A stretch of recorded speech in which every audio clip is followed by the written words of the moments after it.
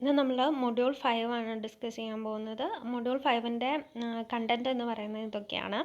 Natural ഹസാർഡ്സിനെ കുറിച്ചിട്ടാണ് നമ്മൾ ഈ മൊഡ്യൂളിൽ പഠിക്കുന്നത്. കഴിഞ്ഞ മൊഡ്യൂളിൽ എന്തായിരുന്നു, മാൻ മെയ്ഡ് ഹസാർഡിനെ കുറിച്ചിട്ടാണ് പഠിച്ചിട്ടുണ്ടായിരുന്നത്. ഇതിൽ നാച്ചുറൽ ഹസാർഡ്സ് ആണ്. അപ്പോൾ പൊട്ടൻഷ്യലി ഹസാർഡസ് നാച്ചുറൽ ഫിനോമിനാസിനെ കുറിച്ച് പറയാനുണ്ട്. Earth quake, land slide, flooding, cyclones, then hazards in arid and semi-arid areas, heat and cloud waves, climatic change, global warming, then sea level rise, ozone layer depletion, then nature of hazards, then hazard management activities ആണ്.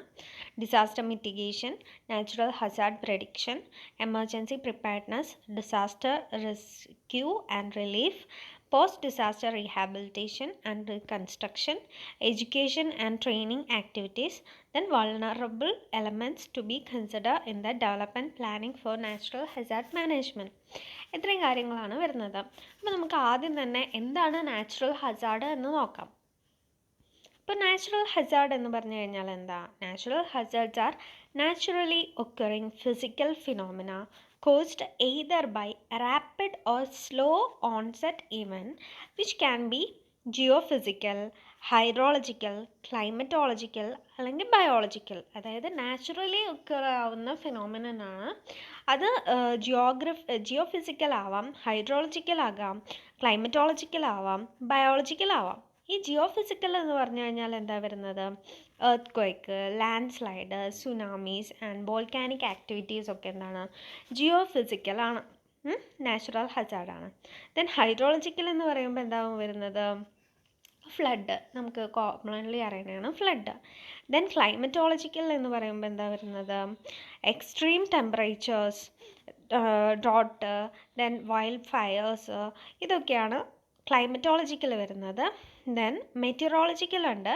അതെന്ന് പറഞ്ഞാലാണ് cyclones and storms, waves, അതൊക്കെയാണ് എന്താ മെറ്റീറോളജിക്കൽ വരുന്നത്. Then നമുക്ക് biological അറിയാം. Biological എന്ന് പറഞ്ഞാൽ എന്താണ്? ഡിസീസ്, എപ്പിഡമിക്സ് ആൻഡ് ഇൻസെക്ട്സ്, ഇതാണ് വരുന്നത്. ഇതാണ് നാച്ചുറൽ ഹസാർഡ്സ് എന്ന് പറയുന്നത്. Then natural disaster fall into 3 broad groups. ഇപ്പം നമ്മൾ പറഞ്ഞ ഗ്രൂപ്പ്സിനെ ഒന്ന് ജസ്റ്റ് നോക്കാം. അതിൽ ഫസ്റ്റ് മെയിനായിട്ട് നമുക്ക് 3 ഗ്രൂപ്പ് എന്ന് പറയാം.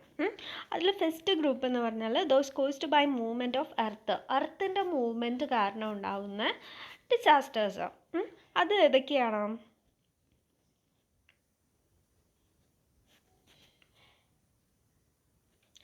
These occur with minimum amount of warning and include earthquakes, volcanic eruption and tsunamis.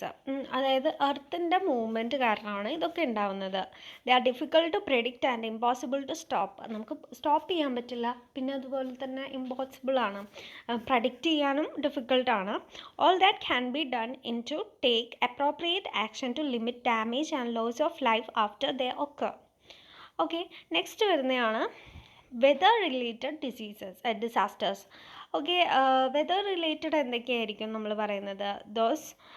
This will include horizons, then tornadoes and extreme heat and extreme cold weathers. ഇതൊക്കെയാണ് നമ്മളെ വെതർ റിലേറ്റഡ് ആയിട്ട് വരുന്നത്. They will usually be some degree of advanced warning, but since weather is unpredictable, nothing can be done stop this disaster from developing once weather system develop. അതായത് ഇതും നമുക്ക് stop ചെയ്യാൻ പറ്റാത്തതാണ്. ടെമ്പറേച്ചറിലൊക്കെ ചിലപ്പം നല്ല കോൾഡ് വരാം, അല്ലെങ്കിൽ നല്ല ടെമ്പറേച്ചർ കൂടാം, അങ്ങനെയുള്ള കാര്യങ്ങളും അതൊക്കെയാണ് ഇതിൻ്റെ വെതർ റിലേറ്റഡിൽ വരുന്നത്. നെക്സ്റ്റ് വരുന്നത് flood, mudslide, landslide and famine. അതൊക്കെ എന്താണ്? These are usually the consequences of extreme weather events ആണ്, or are supplementary to other natural disasters. Often they are result of extreme and unforeseen conditions. ഇതാണ് 3 categories എന്ന് പറഞ്ഞ് classify ചെയ്തത്. ഇത് just ഒരു classification മാത്രമാണ്. നമുക്ക് ഇനിയും ഇതിനെ നമുക്ക് ക്ലാസിഫൈ ചെയ്യാൻ പറ്റും. Then types of natural hazards. അടുത്തതെന്ന് പറയുന്നത് എങ്ങനെയാണ്? അടുത്തൊരു നമ്മൾ നേരത്തെ പറഞ്ഞു ജിയോളജിക്കൽ, മെറ്റീരിയോളജിക്കൽ, ഹൈഡ്രോളജിക്കൽ ഹസാർഡ് ആക്കിയിട്ടും നമുക്ക് പറയാം. അതായത് natural hazards fall into 4 main categories depending upon driving forces of events. അതായത് ജിയോളജിക്കൽ ഇതെന്ന് പറഞ്ഞാൽ ഡ്രൈവിംഗ് ഫോഴ്സസ് ഓഫ് ദ ഇവൻറ്റിനെ ബേസ്ഡ് ഓൺ നമുക്ക് 4 ആക്കിയിട്ട് തരംതിരിക്കാം. ജിയോളജിക്കൽ ഉണ്ട്, മെറ്റീരിയോളജിക്കൽ ഉണ്ട്, ഹൈഡ്രോളജിക്കൽ ഉണ്ട്, ബയോളജിക്കൽ ഉണ്ട്. Then geological എന്ന് പറഞ്ഞാൽ occur because of the geological processes such as movements in tectonic planes and volcanic activities. These events include earthquakes, volcanic eruption and landslides. Then meteorological hazards എന്ന് പറഞ്ഞാൽ occur as a result of processes in atmosphere. Meteorological hazard include extreme temperature, tornadoes, drought and severe storms. ഇതൊക്കെയാണ് മെറ്ററോളജിക്കലിൽ വരുന്നത്. Geological എന്ന് പറഞ്ഞു കഴിഞ്ഞാൽ എന്തായിരുന്നു? Geologically വരുന്ന difference ആണ്. മെറ്ററോളജിക്കൽ ഡിഫറൻസിനെയാണ് ഹസാർഡ്സ് എന്ന് പറയുന്നത്. മെറ്ററോളജിക്കൽ ഹസാർഡ്സ് ആണ്. ദെൻ ഹൈഡ്രോളജിക്കൽ എന്ന് പറഞ്ഞാൽ ഹൈഡ്രോളജിയായിട്ട് ബന്ധപ്പെട്ടിട്ടുള്ളതാണ്. നമ്മുടെ ഫ്ലഡ്, സുനാമി പോലെയുള്ള സാധനങ്ങൾ. These hazards involving water processes, example include flood, drought and tsunamis. Then അടുത്തെന്ന് പറയുന്നത് ബയോളജിക്കൽ ഹസാർഡ് ആണ്. occur due to biological process of earth and primarily involve the spread of disease and pest. Epidemics, pandemics and insect swarms all fall into biological hazard category. അപ്പോൾ ഇതാണ് 4 category എന്ന് പറയുന്നത്.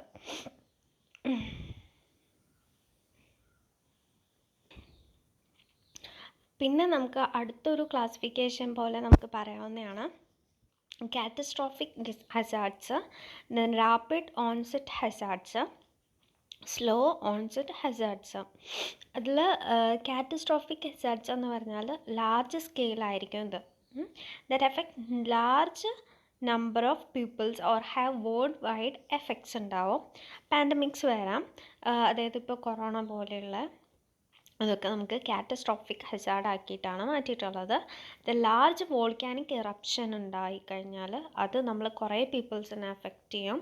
Then and world wide drought and examples of catastrophic natural hazards. ഇതൊക്കെയാണ് catastrophic natural ഹസാർഡ്സിൻ്റെ അകത്ത് വരുന്നത്. Then rapid onset hazards. Rapid onset hazard എന്ന് പറഞ്ഞാൽ എന്താണ്? Occur quickly and with little warning, കുറച്ചൊരു വാർണിങ്ങോടെ മാത്രം പെട്ടെന്ന് ഒക്കെ ചെയ്യുന്നതാണ് റാപ്പിഡ് ഓൺസെറ്റ് ഹസാർഡ്സ് എന്ന് പറയുന്നത്. ദാറ്റ് ഈസ് വോൾക്കാനിക് ഇറപ്ഷൻ ഉണ്ട്, then earthquakes, flash flood, then landslides, അതൊക്കെ ഇതിൻ്റെ എക്സാമ്പിളാണ്. Then slow onset hazards occur slowly and may take year to develop. വളരെ പതുക്കെയാണ് ഇത് ഉണ്ടാകുന്നത്. And may take year to ഡെവലപ്പായി വരാൻ വേണ്ടിയിട്ട് കുറേ ഇയേഴ്സ് എടുക്കും. അതിന് എക്സാമ്പിളാണ് എപ്പിഡമിക്സ് ഉണ്ട്, ഇൻസെക്ട് ഇൻഫെസ്റ്റേഷൻസ് ഉണ്ട്, and drought are slow onset hazards ആണ്. നെക്സ്റ്റ് നമുക്ക് പറയുമ്പോൾ എഫക്ട്സ് ഓഫ് നാച്ചുറൽ ഡിസാസ്റ്റേഴ്സ് ആണ്. നാച്ചുറൽ ഡിസാസ്റ്റേഴ്സിൻ്റെ എഫക്റ്റ് എന്തൊക്കെയായിരിക്കും?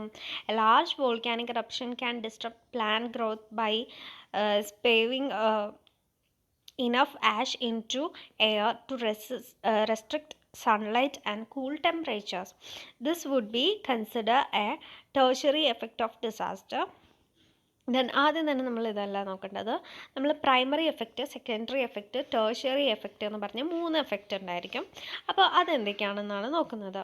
അതിൽ ആദ്യം തന്നെ പ്രൈമറി എഫക്ട്സ് എന്തൊക്കെയാണെന്നാണ് പറയുന്നത്. Primary effects are the direct result of natural disasters ആണ്, such as collapsed building and water damage. അതൊക്കെയാണ് പ്രൈമറി എഫക്ട്സിൻ്റെ അകത്ത് വരുന്നത്. ദെൻ സെക്കൻഡറി എഫക്ട്സ് എന്ന് പറയുന്നത് are result from primary effects. Primary എഫക്റ്റിൻ്റെ റിസൾട്ട്സ് ആണ് സെക്കൻഡറി എഫക്ട്സ് എന്ന് പറയുന്നത്. For example, secondary effects include power outages due to fallen trees or damaged building and fire from broken gas lines.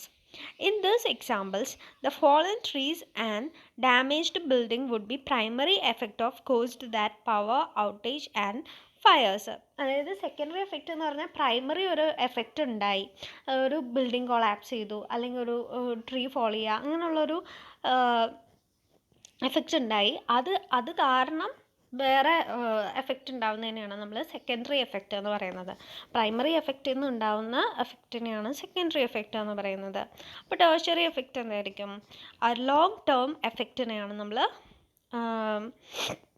tertiary effects എന്ന് പറയുന്നത്. These include changes in the landscape and natural features, loss of habitat and crop failure or reduction due to cooler temperature or other interference. അതാണ് tertiary എന്ന് പറയുന്നത്. അപ്പം